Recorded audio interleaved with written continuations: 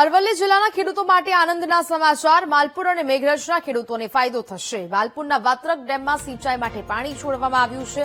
નર્મદાનું પાણી છોડાતા માલપુર અને મેઘરજના તળાવો ભરાશે। હાલ ઓછા વરસાદને કારણે વાત્રક ડેમમાં પાણી ઓછું છે। મંત્રી પીસી બરંડાની રજૂઆત બાદ નર્મદાનું પાણી છે તે છોડવામાં આવ્યું છે, જેનો લાભ ખેડૂતોને મળશે।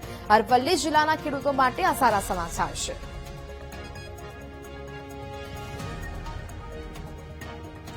સંવાદદાતા રાકેશ ફોન લાઈન પર જોડાયા છે। રાકેશ, માલપુરના વાત્રક ડેમમાં સિંચાઈ માટે પાણી છોડાયું છે, શું વિગત?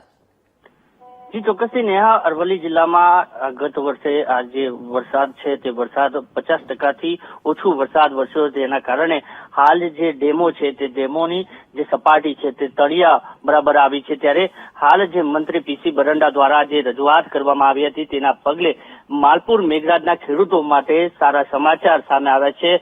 વાત્રક ડેમમાં નર્મદાનું પાણી છોડવામાં આવ્યું છે।